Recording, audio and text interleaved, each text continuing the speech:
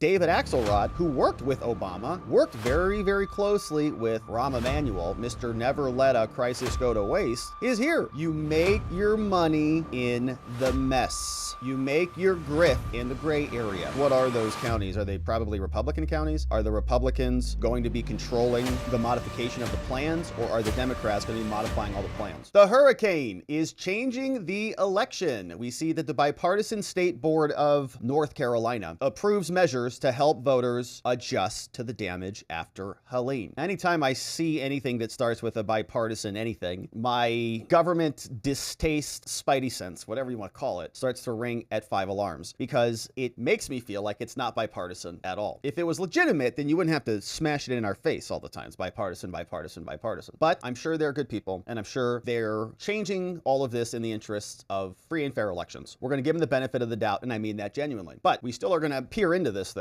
and see how this is working, because other people who are not these people might exploit their good intentions. They make some changes to help the victims of the hurricane who actually do need help because they were obliterated. But other nefarious actors who are familiar with the election mechanics get in there and exercise pressure and cause a ruckus. So as we'll see, this is an update from the North Carolina State Board of Elections, ncsbe.gov.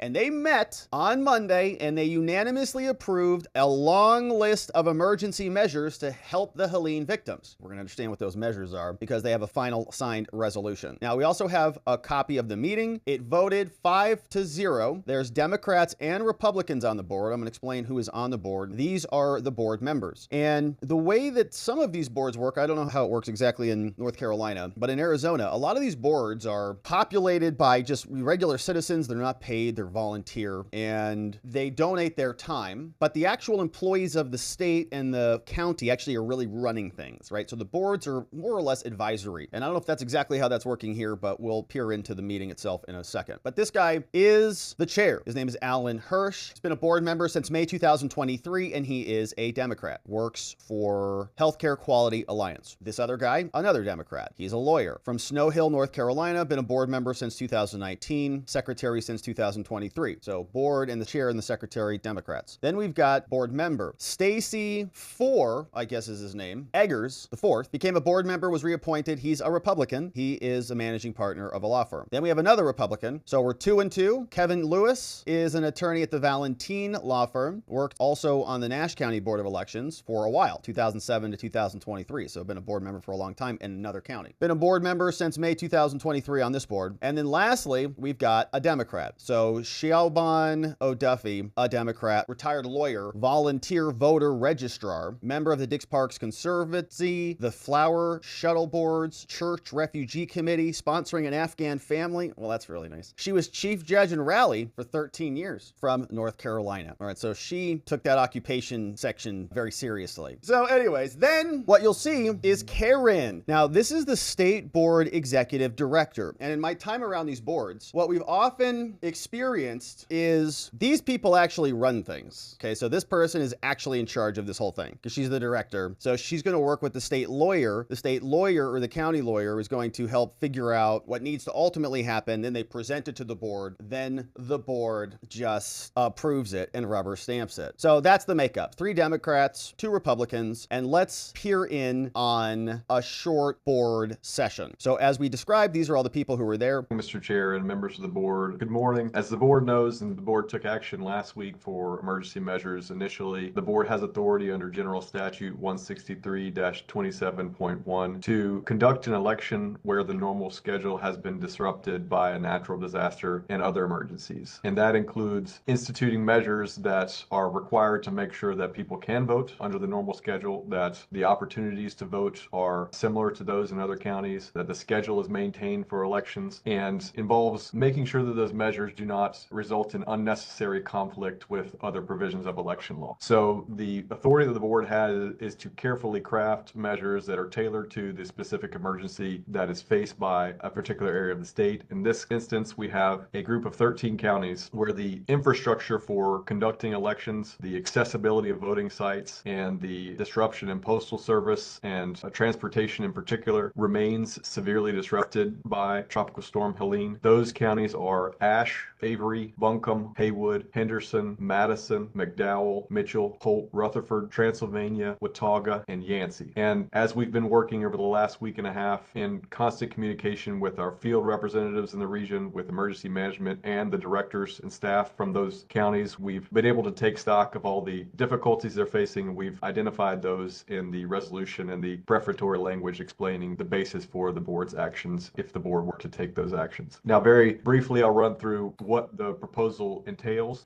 Now, we'll read through it because they passed it ultimately. So if you fast forward through it, he talks and explains all the things. There are a couple questions about a couple provisions. Someone makes a suggestion to have some updates once a week so we know what the total number of ballots are and so on. But ultimately, they pass it. It passes unanimously. And the reason why people get a little suspicious about how this might be exploited is because people like David Axelrod, who we've heard on other podcasts before, gaming out the electoral consequences of this, clipped from our friend Charlie Kirk on another podcast. David Axelrod, who worked with Obama, worked very, very closely with Rahm Emanuel, Mr. Never Let a Crisis Go to Waste, is here saying that, the Trump pores who are too unsophisticated to figure out what to do after a hurricane aren't going to get out and vote. But all of the rich Democrats who hang out with pharmaceutical reps and executives are going to flee back to their second homes and vote their 50 ballots. Here's my question about North Carolina. You had these killer storms, which, by the way, was a third big story this week. Yes, these another storms. And there's a lot of displacement in western North Carolina. Now, Asheville is a blue dot in that area. I was going to say, Asheville's voters there. Yeah. But those voters in Asheville are, the kind of voters who will figure out a way to vote. They're upscale, kind of liberal voters, and they're probably going to figure out a way to vote. I'm not sure a bunch of these folks who had their homes and lives destroyed elsewhere in western North Carolina in the mountains there are going to be as easy to wrangle for the Trump campaign. So I don't know how that's all going to play out, but it's an unpredictable element in North Carolina that has made it maybe a little more interesting. Yeah, he's right about that. It is unpredictable. And you make your money in the mess. You make your grift in the gray area. Whenever there is chaotic environment, people can come in and exploit it. We saw that during COVID in 2020. So I'm having flashbacks to a bygone era, which we thought was over. But apparently it's not. So you can see what they're talking about. They're gaming this out. In 2020, some of the reddest counties in North Carolina were over here on the western part of the state. You can see Clay County all throughout here. Basically, this entire region is what got obliterated. We have this one little blue dot here, which is the Boone-Combe County, which is there. That's that little dot they're talking about. Charlotte's here. Big Democratic turnout around the cities. Greensboro and Fayetteville are there. But if we take a look at the damage in those different counties that were declared to be part of the disaster zone, what you'll see is that looks like this, right? It's right there. It's basically those same counties. So, oh yeah. And all those people should be about millions of votes that are still out, or theoretically it might be about 1 million votes. Let me share this number with you because there was another update that came from the government there. So these are the emergency counties, and here are the numbers of votes that are, I guess, available. Total registered voters in the 25 declared disaster counties. So, and it looks like not all 25 disaster counties were included in that resolution. So it might be a narrower batch. But what we see is total 1.2 million votes. Breakdown by the party, 293,000 Democrats, 480,000 Republicans, and small numbers for the rest of the parties. 41,000 absentee ballots were sent. Only 2,200 were returned for those counties, which means there are 38,000 of them that are outstanding. And the margins are pretty close. Let's see. Trump won about 75,000 votes. Is that about right? In 2020, Trump won the state by about 75,000 votes. So it's a bigger win in North Carolina. Let's say if they suppress turnout, 10%, that's 100,000 votes. That's 120,000 votes out of those 1.2 million. So those could be big numbers. We'll see if it's consequential. We certainly believe the Democrats want it to be consequential. Here's what the latest resolution that was just passed actually says. So they tell us, therefore, the state board hereby resolves the following for the 2024 election in North Carolina. They say, all right, pursuant to this law in the general statutes, the boards of elections for these counties are authorized to modify their early voting plans by bipartisan majority vote. So the counties can change things if at a county level they make adjustments without without a requirement for the state board to approve these modifications. This actually kind of makes sense, right? Give the local boards a little bit more power to modify things. And if you think about this strategically, those 13 counties, what are those counties? Are they probably Republican counties? Are the Republicans going to be controlling the modification of the plans, or are the Democrats going to be modifying all the plans? Now, to approve any such modifications, the county board must make written findings in the resolution. The modifications may include, so at the various county level, right, the state board met and they're saying, okay, all the counties of these 13, you guys can make these changes in those individual squares. You can change or add voting sites. You can remove sites that are unusable. Before removing a site, you shall make all feasible attempts to maintain the site's availability, right? So our voting site's going to start disappearing or being added. Adding or reducing days that any site is open within the established early voting period. So changing the hours and also the days and the hours. You can change the date and the hours. Now, the uniform hours make reasonable efforts to notify about the changes. Okay, so change some times, dates, hours, stuff like that. Then they can also adjust the polling places. Now, the boards of the counties are authorized to modify their voting sites by a bipartisan majority vote, so it cannot be all one-sided. To approve the modifications, the county board, their election day precinct voting site, so like day of. If in making any modifications, try to provide voting access as close to existing locations as possible, and only move them as a last resort. So we wake up, all the Republican polling places are suddenly in New York City. Just to hop on a plane and go vote there. Transfer voters from a given precinct, establishing out of precinct voting places. So we get it, right? So they're going to establish some other locations. Now let's talk about poll worker recruitment and assignment. They can do the following: appoint election officials for early voting and election day voting sites who are registered voters of other North Carolina counties. So outside help can come in. So the people who weren't impacted can come in and help, theoretically. Appoint election officials for election day voting sites without regard to the official's precinct of residence. Again, so outside people can come in and help, essentially, or do whatever. If the chair is filling a vacancy, the chair shall replace someone with someone of the same party to the extent that's possible. Appoint emergency election day assistants and assign them to a precinct, and reassign poll workers to locations where they were not originally designated, right? So you can cross-mingle, co-mingle things. County boards may, without needing to even take a vote, administer the oath of office to election officials who must be sworn in before election day by electronic means. So the Democrat brown shirts are coming in. Notice of any appointments made under this section shall be given to the appointed official, and provide notice. Now, this is where we had the biggest question on all of this stuff, was absentee voting, because there was some indication from North Carolina law. The interpretation was that with absentee voting, if you utilize an emergency provision or a hurricane provision and you didn't have ID and you didn't have backup ID, that you could just sign an affidavit. And we read that exploit in a prior video here. And so we're asking ourselves, is this what they'll utilize when they're not letting this crisis go to waste? But here is what it says. Now, process here. By way of resolution, the Board of Elections for the affected counties shall do the following. So it's mandatory. If your county is one of the 13, you must do the following. You must process an absentee ballot request from a voter or a voter's near relative or legal guardian up until the day before the election, similar to the provision here. And I wonder if someone will file a lawsuit about this, saying, well, it's similar, but it doesn't say that you can do that, right? Now, the voter or the voter's near relative is still required to complete the absentee request form with the required personal information, and that information must be verified as with any absentee request. Now, but the board may provide the voter or the voter's near relative with the voter's absentee ballot envelope at the office location. They must also process a spoil and reissue or cure of an absentee ballot from a voter in person at the county board office. A voter's near relative or guardian may retrieve any reissued ballot package if the other one is spoiled. The county shall maintain a log of those things. Now, they also shall accept the delivery of completed absentee ballots from election day voting sites operated by the county board, as long as those ballots were delivered by 7:30 on election day. Officials shall maintain a log and chain of custody and documentation consistent with how early voting officials carry this task to be delivered. And they must accept the delivery of completed absentee ballots by mail if those ballots were delivered to another board of county, as long as those ballots were delivered by 7:30 p.m. on election day, and ultimately received by the Board of Elections for the voter's county the day before the county canvass. So get those ballots in. Now, similarly, pursuant to this law, voters registered in the same counties that were identified above or their near relatives may hand deliver their ballots as long as it comes in by 7:30. That if they receive an out-of-county absentee ballot, they shall immediately date stamp the absentee ballot envelope and shall shall ensure that the ballot of such voters are delivered to the Board of Elections for that county, either by trackable mail, commercial delivery, staff, or someone else. So then they're reshuffling the ballots back to the counties. The state board or county board receiving the out-of-county ballot shall note the date, time, and the individual receiving the ballot, so creating a chain of custody, on a weekly basis, and on election night, each receiving county shall report to the state board if they got the ballots, those who came through this way. If the delivery to the voter's county is made by the staff,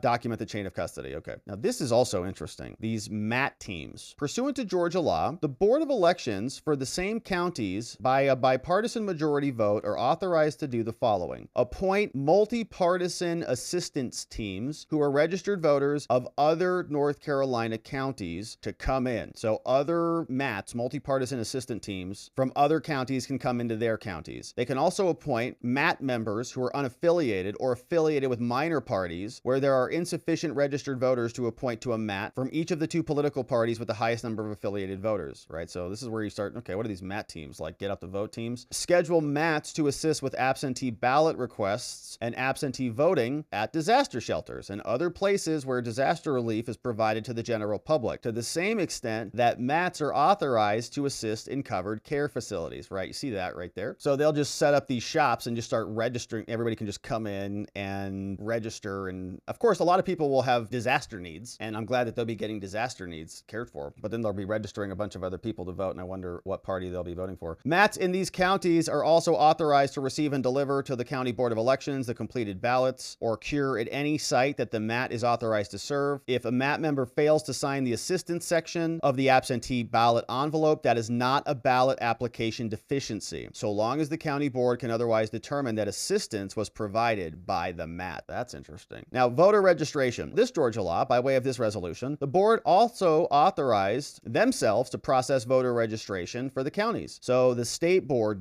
can now process registration. Data entry. Similarly, a board of elections for the same counties may authorize election staff of other counties to carry out voter registration, so they can cross-pollinate. Counties are now commingling. And by way of this resolution, the board also acknowledges the need for continued coordination with the North Carolina Division of Emergency Management to aid the local jurisdictions in their elections. The task force between the state board and the NCEM is actively conducting resources to support the affected counties. The state board shall designate a liaison to each of the affected counties to facilitate restrooms and generators and all the things, all other personnel as necessary. Signed by Alan Hirsch, Chair, State Board of Elections, and implemented by North Carolina. So interesting changes, and we saw a lot of this type of stuff back during COVID.